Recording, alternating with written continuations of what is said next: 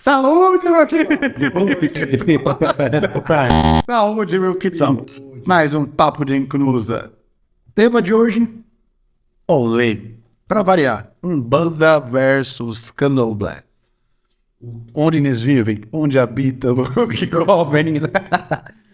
Não, eu quero fazer uma discussão sobre por que existe essa rixa. Se ambos são religiões de matriz africana e estão conectados, né, para um ideal próximo, tem uma base parecida, mas por que existe tanta diferença e tanta rixa, rivalidade? Porque um difama tanto o outro. Qual lado difama mais? E o que você pensa sobre isso, você que chegou agora na religião? Era festa de moço e eu não sabia. Pois é, realmente eu vejo essa rixa. Eu não sei nada de candomblé. Eu sei muito pouco, eu confesso que eu também não tenho propriedade para bater no peito para falar de candomblé. Mas já convivi com muita gente do candomblé. Então eu sei não como é o candomblé, mas como são o comportamento das pessoas. Pô, o que eu vejo mais rixa é candomblecista. Eu já vi muitos comentários menosprezando o culto aos orixás que a Umbanda pratica. Sim, isso é uma coisa que uma das coisas que eles gostam de um apontamento dele, né? Porque a Umbanda não tem culto ao orixá. Sim, não. De acordo ao enredo, ao ensejo deles, do jeito que eles cultuam. Não, a gente não cultua dessa maneira. Mas não quer dizer que a gente cultua errado, né?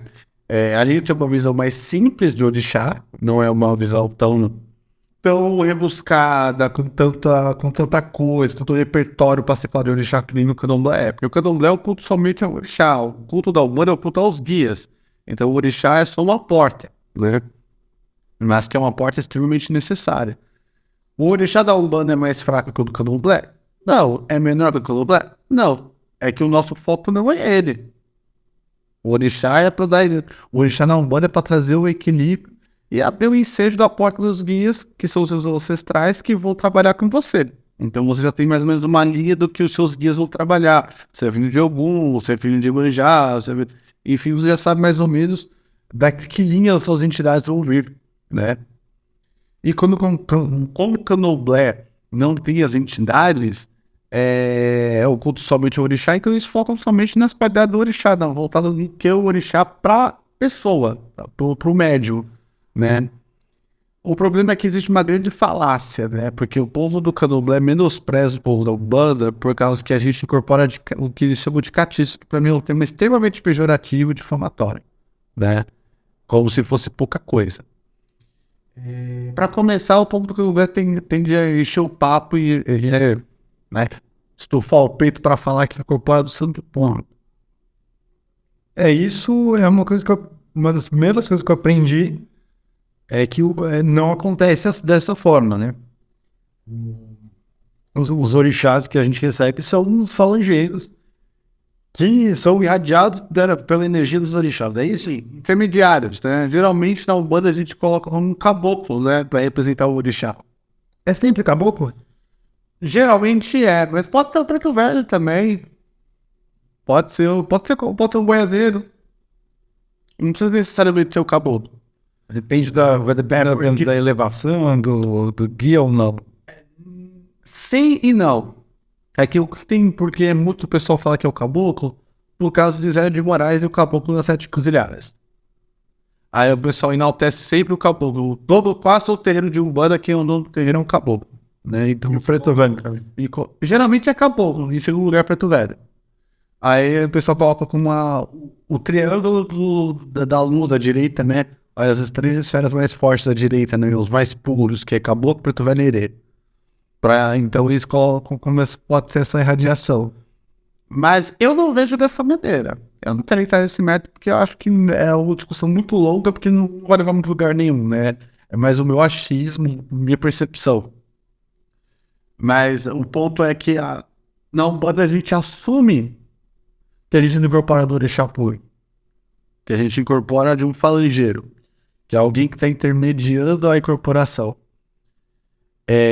No candomblé não existe isso, o pessoal fala que recebe o santo puro. Aí eu vou entrar no mérito da minha raiva, né? Agora eu vou entrar na base do ódio. Eu já fui em muitos xirê, já vi muita roda de candomblé.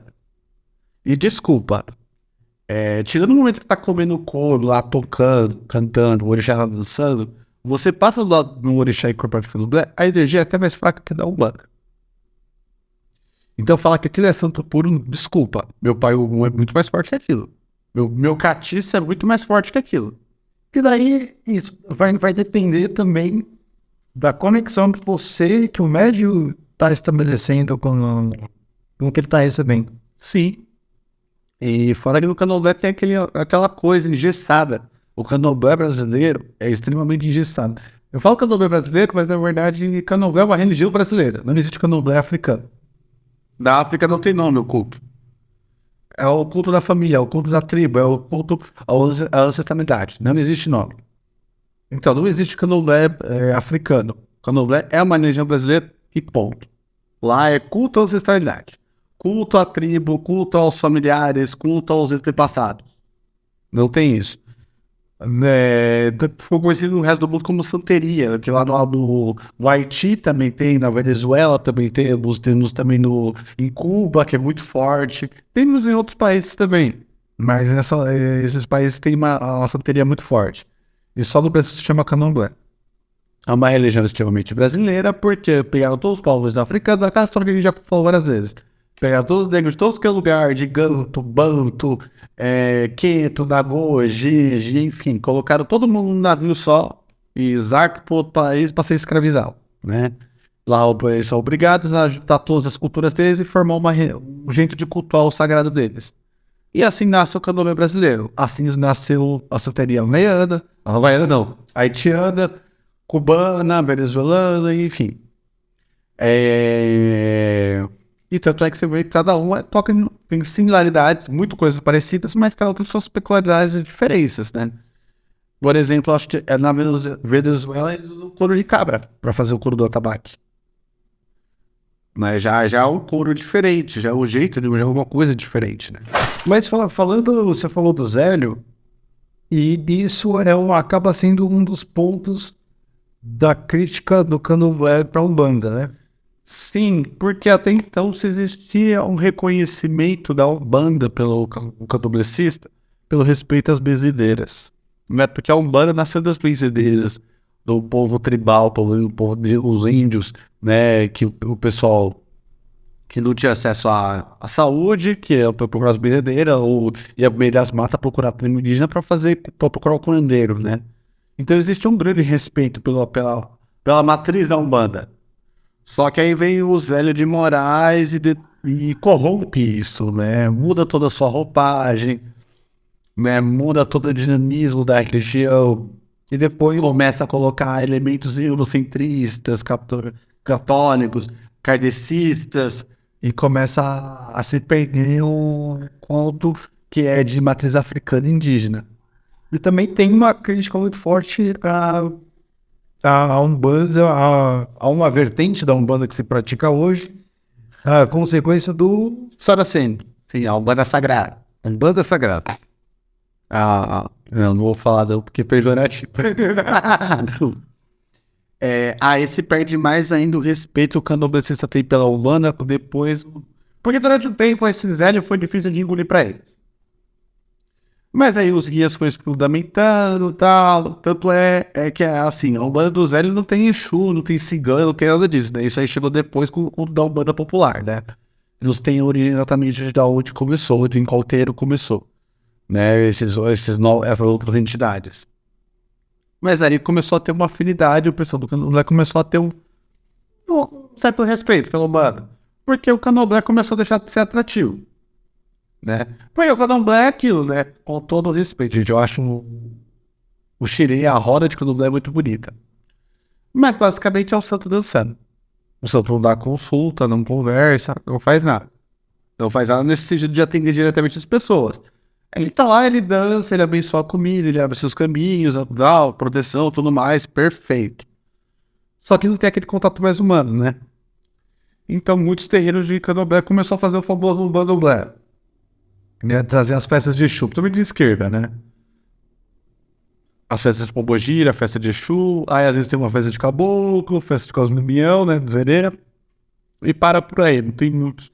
O pessoal do candomblé não costuma cultuar muitas linhas da Umbanda, não costuma cultuar o baiano, boiadeiro, baigueiro, isso aí já fica mais de canto, mas é basicamente... É uma coisa, eu diria que é até um erro, porque agora, conhecendo, baiano pra mim é uma coisa essencial. Eu amo baiano, cara. Eu não sei se ocorre isso, não sei se acontece isso com todos os baianos que são os guias dos filhos, mas o meu baiano, eu já percebi que ele faz o trabalho sujo, que ele expõe quando eu tô com algum KM. Baiano tem... quebra-coco, né? É arretado, ele passa, sempre depois que tem a passagem do baiano, se eu tô com algum carrego, eu consigo identificar porque eu fico mais avoado, eu consigo perceber que realmente eu tô com alguma coisa. Existe uma coisa que entre umbandistas, né? A gente costuma falar que o baiano é o Exu da esquerda, o Exu da direita. Ele faz o trabalho sujo, ele faz o trabalho pesado, né? O baiano faz aquele trabalho de cura, de passe, positivar, aquela fala mais... Não digo fala mais amena, mas aquela fala mais acolhedora, pode. Mas o baiano gosta de dar no meio. Gosta de chegar e falar o que tem que ser falado, mostrar o que tem que ser mostrado, resolver o que tem que resolver. Não tô aqui todo pugilista é baiano, né? Os bons, né? Baiano ou pelo menos nordestino. Pelo menos. Não só pugilistas, como lutadores mesmo, né? Pugilista é boxeador, né? Então, lutadores de MMA, os melhores são os nordestinos. É bom, né? Baianos. Então, os baianos são como se fosse o Exu da direita, né? Então eles vêm trabalhar com essa coisa mais grossa, vêm trabalhar com demanda. Não que os outros não trabalhem, não que um preto velho não possa resolver demanda. Resolve de maneira magnífica, linda de se ver trabalhando. Mas o baiano é retado, o baiano gosta de mexer com isso. Como podemos dizer? Vamos pegar o exemplo de orixá. Ogum é o orixá de que abre os caminhos, o orixá que protege, né? Mas eu quero dizer isso que o Oxum não possa fazer, te proteger, te abrir caminhos. Todo orixá, ele protege. Todos eles fazem tudo, todos eles trazem cura, todos eles podem te abençoar, abrir seus caminhos, proteção, adoçar sua vida, trazer amor, prosperidade, enfim, todos, sem exceção. Todos, isso na Umbanda, no Candomblé, no Batuque, enfim, não importa. Todos têm esse poder. Mas todos têm um foco. Então, vou dizer assim, eu sei fazer várias coisas, mas tem uma coisa que eu sei fazer melhor que os outros. Então, o Oxum é melhor com amor. Então, opa, o Oxum, com amor com ela é mais rápido. É modo de dizer. O Xangô, o Molu faz a justiça, mas Xangô é o que faz a justiça. A justiça com ele é mais fácil. Então, todo mundo tem sua especialidade. Então, a especialidade da direita para quebrar a demanda, para quebrar a parte pesada, é o baiano. É o baiano. E o tema virou baiano. Não seria ruim, dá para fazer um pouco recorde. Ele merece. Então. Aí voltando para o período da Umbanda Sagrada, do Saraceni, né? Aí, quando o Candomblé tava começando a incorporar até elementos, ela começou a mudar a sua roupagem, coisa que o Candomblé nunca fez, ter essa identidade. Começou a ter o erê para servir a comida do santo, coisa que não existia isso há 100 anos atrás, ou mais, né? Não existia isso. Aí começou a ter o erê para servir a comida do santo, o erê, o escravo do santo, como sendo representante do santo. E depois começaram a aderir outras entidades, começaram a fazer a festa de cura, né, no Candomblé, que aí vem geralmente o preto velho, geralmente é o caboclo, ou o preto velho. Aí a festa da esquerda, que vem aquela festa toda misturada, que é Tem um pessoal de Exu, um pessoal de Pombogira, um pessoal de Malandro, um pessoal de Mirim, né? Então eles mesmos mudaram a roupagem e aderiram a Umbanda porque começou a ficar mais atrativo para trazer as pessoas para o terreiro de Candomblé, né? E porque é uma energia que potencializa, não sei por que ficar xoxando, não sei por que ficar difamando e diminuindo, porque não tem por que isso. São religiões similares em alguns aspectos, que abordam de maneiras diferentes, mas são lindas da sua maneira. Não tem porquê. E é triste porque eu vejo pessoas que são da Umbanda e do Candomblé, que frequentam os dois, e só que a pessoa só fala do santo do Candomblé, o santo da Umbanda, ela não fala. A pessoa ela é filha de Xangô na Umbanda, mas no Candomblé ela é filha de, sei lá, Iemanjá, ou Xabian, enfim. Em primeiro lugar, ele vai sempre abençoar com o santo do Candomblé, por mais que ele começou na Umbanda, por mais que ele trabalhe mais na Umbanda. Parece que o santo do Candomblé, para ele, tem mais valor, tem mais poder. Ele não faz o menor sentido. O santo é uma só. Gente, a gente que coloca a roupagem do orixá, que o orixá pertence ao Umbanda, que o orixá pertence ao Batu, o orixá pertence ao Candomblé, que o orixá pertence a Quimbanda, enfim. É a gente que dá essa, que é de Quito, de Angola, de Jeje, de Angu, é a gente que dá essa roupagem. Orixá é natureza, orixá é um Deus, orixá é força, é vida. Orixá, ele tá onde precisa estar. Ele entende o idioma que precisa. Ele não precisa falar em Yorubá. O orixá não precisa responder em Yorubá para mostrar que é santo de verdade. Pô, isso o Candomblé fala muito que o orixá é a natureza. E aí vem aquela minha hipocrisia, né? Porque você fala com o pessoal de Candomblé, você quer fazer de folha? Passa um anime fulano Candomblé, no hora de Candomblé. Desculpa, balela. Agora eu vou defender minha bandeira. Na Umbanda você aprende. Inclusive eu vou defender. Olha, você vai ver uma coisa que você nunca vai ver na vida. Você vai ver eu defender uma Umbanda sagrada. Não, peraí. E sem ideia, dá um gole grande. Dá um gole grande se você precisar. Vamos lá. Os maiores juremeiros, conhecedores de ervas que eu conheço, é esse é o nome dele. Camargo. Ele é um puto entendedor de erva. E na Umbanda a gente trabalha mais com mato do que eles. O candomblé africano, vamos dizer, o culto ao orixá africano, porque candomblé brasileiro, ele é folha. Ele você entende de mato, de erva, de raiz, de flor, de fruto, de semente, enfim, você vai entender você vai entender muito, estudando a verdadeira essência. Mas o culto africano, o culto brasileiro, o culto candomblé brasileiro é matança de bicho. Já chegou ao ponto de pessoal da santeria cubana vir fazer campanha no Brasil para pedir para matar menos bicho no Brasil. Era mesmo. Pois aqui se mata bicho por qualquer coisa. Tudo bem, eu entendo o ritual, né, que se faz por matança do animal, né? Não é só matar por matar. O pessoal vai comendo aquela carne e tudo mais. Mas aqui pra tudo se mata. Pra tudo se mata bicho e não é dois, é muito bicho que se mata. Não tem necessidade de se matar tanto bicho pra fazer um santo. Geralmente, na própria África mesmo, o pessoal mata um bicho grande que é pra servir uma aldeia inteira.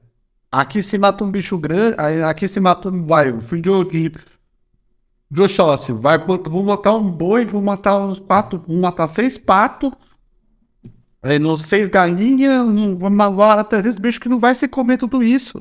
Se sobra, se perde, se despacha. O pessoal não come tudo isso. Então você tem um grande desperdício. Chegaram a fazer campanha nisso, pedindo para se matar menos. Que é muito sangue, que a religião brasileira se tornou culto ao sangue, não se cultuou, não é o culto à folha, como eles gostam de falar, se ele vende folha vai ser o candomblé. Não é mentira, porque eu convivi com o povo de candomblé durante muitos anos e eles não falam nada de folha. Eles só falam de que mataram uma galinha pra isso, mataram não sei que bode pra isso, mataram um bicho pra não sei o quê. Também é uma coisa que sobre folhas e ervas, eu acho que também depende muito da região que a gente vive. sim. Porque outros cultos, não é só Umbanda, mas outros cultos no Brasil, pelo menos antigamente, as pessoas iam nos cultos para conseguirem se curar de doenças com receitas de ervas, mas não no sentido espiritual da coisa, mas no sentido medicinal. É assim, a fitoterapia era conhecida e era passada de geração em geração, e as pessoas conheciam e elas tinham as receitas. Sim, e fazia parte do culto, do conhecimento daquelas ervas para a cura de doença. Esse Juremeiro que eu tava falando da Humana Sagrada, esqueci o primeiro nome dele, perdão, o Camargo, vou chamar ele apenas de Camargo, porque eu lembro o sobrenome. Ele sabe o uso das ervas, ele dá uma explicação e tem vídeo até cursos, e é o curso que eu pretendo fazer até, para me especializar melhor. Ele fala do uso de cada erva do sentido medicinal, espiritual e religioso. Espiritual que eu falo que é um cura espiritual, o religioso para a indenização do seu santo, para entidade, fins de trabalho, enfim. E como usar da melhor maneira possível essa erva para a sua saúde, no sentido científico. Que ele fala como, olha, essa erva é melhor você fazer uma inalação com ela. Essa aqui é bom você fazer um chá, fazer compressa. Porque a gente só conhece chá, né? Máximo. Na Umbanda, que eu é basicamente é banho e chá. É, banho e chá. A gente vive de banho e chá. Mas se o pessoal esquece, por exemplo, a pessoa tá com problema respiratório. O pessoal vai lá e passa uma receita de chá, passa uma receita de banho. Uma simples inalação com orégano já resolveria. Cara, que coisa fantástica. Uma coisa que eu tava pensando outro dia será que todo conhecimento já existe e a gente só redescobre e reinterpreta e readapta? É exatamente isso que eu penso. Eu penso exatamente isso. É uma coisa que os guias trazem isso. Por exemplo, Conhecimentos que se perderam. por exemplo, por que a gente chega... tem consulente que chega com uma dúvida financeira que lá atrás não existia. Não existia investimentos, não existia bolsa de valores, mas os guias eles conseguem dar conselhos. Como se eles dão conselhos se na época não existia nada disso? Mas aquele conhecimento, a essência do conhecimento já existia. Eles só estão, eles só readaptam para a nossa realidade. Esse assunto virou tudo, a organização total de É ótimo que vai dar muito recorte bom. Vamos lá. É um bom ponto. Bom ponto mesmo, de verdade, eu gostei.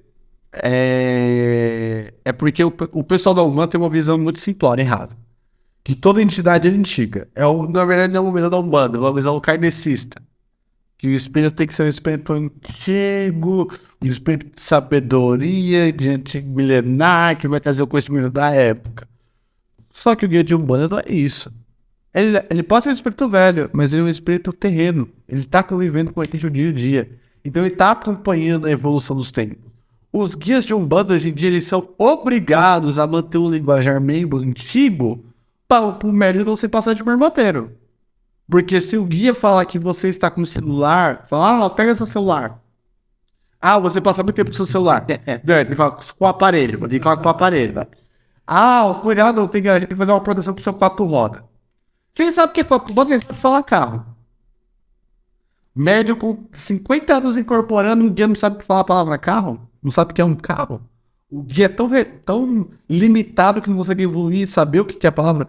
Não, quem também é obrigado a marmotar, desculpa, isso é uma marmotagem, para assumir uma roupagem que o guia tem que ser leigo das modernidades. Mas aí ele vai lá e aconselha de coisas do cotidiano. Porque os guias estão com nós o tempo todo. Eles podem ter um espírito de 200, 300, 400, 1000 anos atrás. Mas ele está com nós agora, em 2023. Ele está acompanhando. Se você é um médium que trabalha com ele há 10 anos, ele está 10 anos acompanhando com você. Ele sabe que isso aqui é em YouTube. Só que ele não vai falar. Porque senão ele vai ser taxado como marmoteiro. A gente acha que o guia é burro, né? Basicamente é bem. Aí, tipo, ele não pode aprender, né? A gente tem a mania de facilitação paralelo, que a entidade é nosso vô. A gente espera que ele dê um ótimo conselho de sabedoria de vida. De vida. Pra falar de um amor, pra aconselhar sobre um caminho que a gente deve seguir, de confiar nas pessoas e tal, e tal, e tal. Mas a gente não confia nele quando o assunto é tecnologia. Você tem morre de medo de deixar seu celular com o seu velho. É verdade. A gente trata isso como um velhinho, como um vô, um bisavô, que é leigo para as modernidades, mas a gente pode aproveitar a sabedoria do passado dele. Isso aqui você não entende, tá? Só que tem muito velho que dá as ideias em mim, que eu mesmo não sei mexer em muita tecnologia. Eu sou péssimo em tecnologia. Ele é nosso editor, tá, gente? Ele é nosso editor. Você só fica ruim. Tudo que fiz, se fica bom, foi ele, se ficou ruim, foi eu. Eu só tô aqui pra explanar a minha vivência. Só isso. Eu não entendo nada. E eu conheço muita gente mais velha que dá um pau em mim no quesito tecnologia. Eu não entendo nada, eu sou péssimo. Eu sou de humanas. Então, é essa mania que a gente tem de colocar o guia, limitar o guia. Tem que se dedicar a isso e a gente pode mudar o tema do vídeo. Não, o guia ele só. O guia ele só entende de amor ou de Conselho do passado, conselho amado, conselho de amigo. mas finanças, imagina. Não, eu tô com um problema no meu tempo de TI, o guia não vai saber me ajudar. É isso. Que na verdade os problemas eles se repetem, né? Exato, só muda a profissão, mas o trabalho, os problemas são sempre os mesmos. Aí que vem a ancestralidade, aí que vem a sabedoria da ancestralidade. Porque eles já passaram por isso. Só muda a capa, mas a história é a mesma. Você troca o TI e coloca problema no arado. É trocar isso. Naquela época o meu arado tava sempre quebrando. Tava sempre emperrando. Então só muda a roupagem. Mas aí é na conversa, na experiência do guia, da mediunidade também, na evolução, né? Evolução que é uma palavra também meio errada, porque evolução a gente sempre coloca como uma coisa superior no sentido positivo. Evolução pode ser negativa. Isso a gente vê muito com o Exu. Um câncer, ele evolui. É uma coisa boa? Aí que tá. E é exatamente o termo que o médico usa. O câncer evoluiu. A doença evoluiu. Então, evolução é uma palavra muito... A gente entende como uma forma errada. Sim, ela até meio racista, né? Também. Só, o Exu, por exemplo, né, todo mundo acha que Exu ele tem que evoluir pra se tornar o preto velho. Não precisa. Não, Exu não pode ser. A gente acha que Exu não pode ser. Ele não pode ser evoluindo por ser Exu. Ele é o Exu. Mas isso é uma herança do kardecismo. Exato. Isso eu concordo com você. Quer ver? Agora eu vou mexer na ferida do umbandista. E se eu disser que a entidade que o preto velho mais louvava, o preto velho umbandista, o preto velho brasileiro, que viveu aqui cultuava a incorporação de entidades, né, de ancestralidade. Se eu disser que a entidade que ele mais cultuava, na verdade a entidade principal do culto africano é Exu. E eu não falo só de Bará, Exu orixá, eu falo de Exu entidade. Tranca-rua, Barabô, João Caveira, essa de Cruzilhada. Porque na Umbanda a gente tem aquela roupagem que preto velho é cristão. Sim, total. Só que assim... E alguns são, né? Sim e não. No preto velho não é cristão.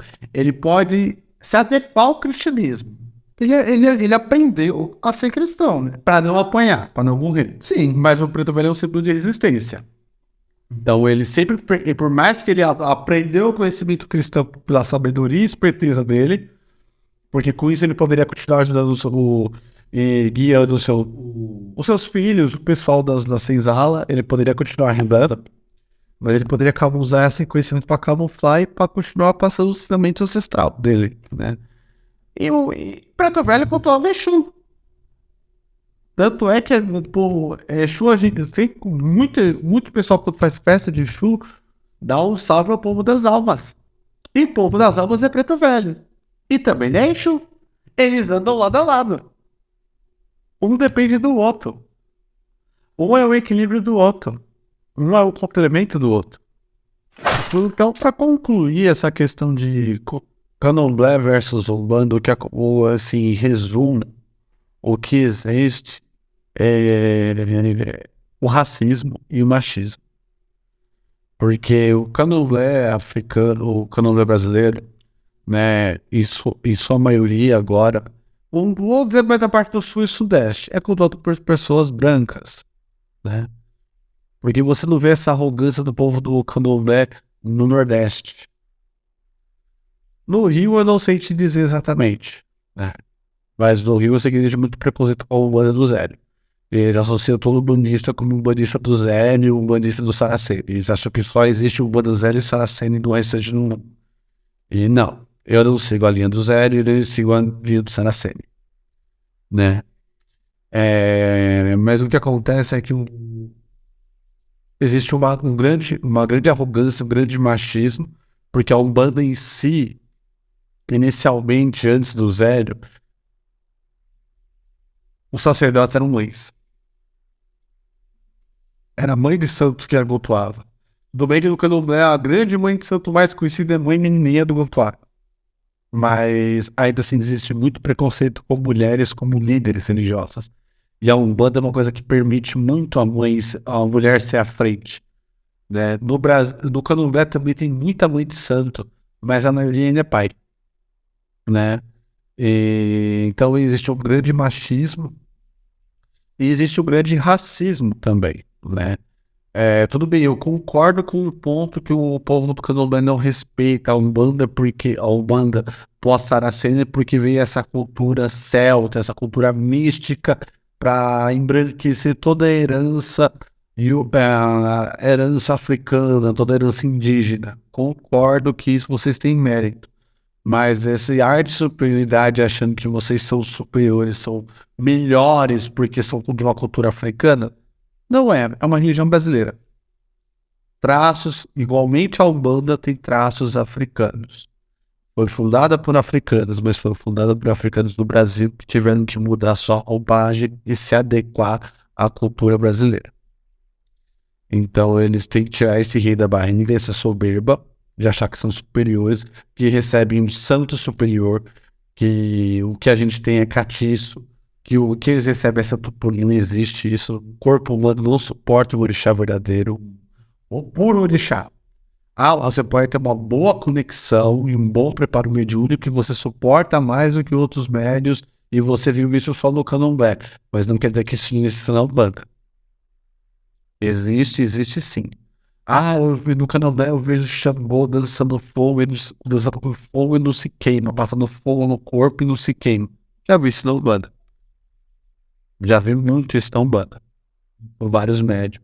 Então isso é mais uma capacidade mediúnica do que se colocar nessa responsabilidade do santo. Então o que se tem? Uma arrogância.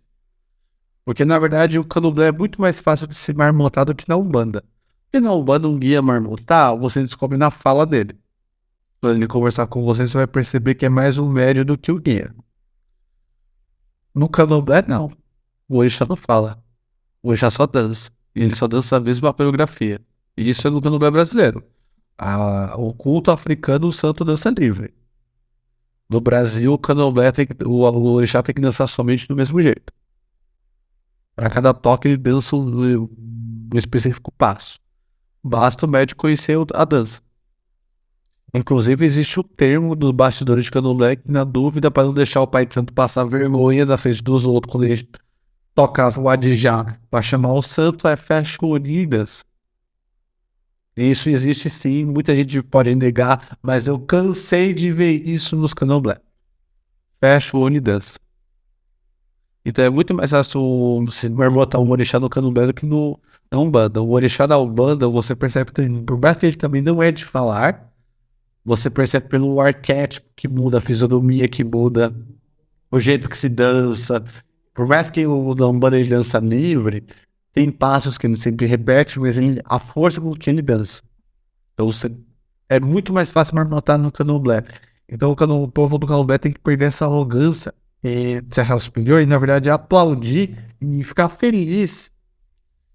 Do mesmo jeito que a gente fica feliz, por mais que em muitas coisas eu não concordo com o candomblé, mas eu fico feliz que o candomblé reconheça a Umbanda e exalte os guias da Umbanda e comece a fazer um culto ao Exu, entidade, Pombogira e Caboclo. Então eles deveriam ficar... A gente fica feliz com isso, que eles exaltam Caboclo, fazer as giras deles, usando nossos guias. Eles deveriam ficar felizes e se sentir homenageados para a gente contar os orixás deles. Por mais que a gente não contou do jeito deles, com a visão deles, a gente tá lá louvando Ogum, louvando o Mulu, Emanjá, Xangô, Oxum. Então é uma homenagem. Então eles deveriam apoiar isso e se unir com a gente, né? Em vez de ficar apontando deles, não é assim que Oxum dança, só o corpo Oxum não existe, isso aqui. Cara, o importante enquanto a gente estiver exaltando a essência africana e a ancestralidade. Concordo que tem muito humanista que incorpora pensando que isso ia ser Santa Bárbara. Pensando que seu Ogum é seu Jorge. Eu vi o Ogum na minha frente com uma armadura bonita, uma armadura romântica. Aí, esse ponto de difamação eu concordo com o candomblessista. Mas, para quem tem a visão real, que a gente tá cultuando o orixá preto, o orixá negro, o orixá africano, o povo do candomblé tem que exaltar a gente, bater palma, do mesmo jeito que a gente tem que exaltar e bater palma pro povo do candomblé que cultua nossos guias. Então, em tempos de intolerância, o que a gente precisa de união. E entender, você tá falando que eu não posso cultuar São Jorge? Pode, mas você tem que entender que São Jorge e Ogum são diferentes. Exatamente. E se você pode ficar apontando do Paxoxá, eu não vou citar todos os exemplos, mas a gente tem muito mais exemplo do pessoal que vem de uma raiz bandomblé, né, uma raiz de candomblé, fazendo atos de marmotagem de guias de Umbanda do que de Umbanda fazendo marmotagem de candomblé. É só você ver, por exemplo, o vídeo da Pombogira fazendo festa de debutante, né? Na carroça de princesa, região de princesa. Aquela Pombogira com toda aquela roupagem de candomblé, aquela roupa de candomblé, o atracã, o cabelo amarrado no torso. Isso é uma caracterização de uma pombogira de candomblé, uma pombogira que vem de raiz de candomblé, porque a pombogira de Umbanda não usa torso, não usa atracã. Exu de Umbanda não usa atracã. Então, antes de ficar apontando deles, o pessoal deveria se unir, combater os marmoteiros e se unir para se fortalecer, porque a gente tem uma bancada evangélica, a gente não tem uma bancada do Laruí. A gente tá tomando chibata. E a pedra que quebra o terreiro de candomblé. Exatamente. Então a gente tem que se unir, em vez de ficar guerreiro entre nós mesmos, se matando, que é tudo que eles querem, a gente lutando um contra o outro. Nenhum o Xangô de candomblé não é mais forte que o Xangô de Umbanda. O de Umbanda não é mais forte que o candomblé. Xangô é único. Ele, que com sua sabedoria e benevolência, se adequa à roupagem que a gente precisa para trazer as bênçãos, para trazer a justiça, para trazer força pra gente. Então a gente, acima de tudo, tem que louvar e agradecer muito a orixá e a entidade. Tá certo. E a maior intolerância que existe mesmo é você não curtir o canal, você não seguir e não deixar um comentário. Compartilha. Se não gostar, deixa o dislike. Me xinga. Pode rápido, tá? Você volta na tábua. Deixa algum comentário, vê o que você deixa o que você achou. Se tiver alguma dúvida, pergunta. Se tiver alguma crítica, pode comentar aí. Traz nosso tema, tá no tema que tá incomodando, que tá trazendo rebuliço, uma coisa que você não entendeu. Deixa nos comentários, a gente grava o vídeo. A gente precisa desse incentivo para saber se o nosso conteúdo tá chegando a vocês, para saber se esse conteúdo tá sendo interessante para vocês. Para nós tá sendo maravilhoso. A gente tá bebendo e conversando. De coisa que a gente já faz totalmente. A gente só tá falando. Não tem coisa melhor. É isso aí. E é com isso que a gente encerra mais um Papo de Incluso. Até a próxima Incluso. Até mais. Mind blowing. Oi? Ah, eu tô com sono.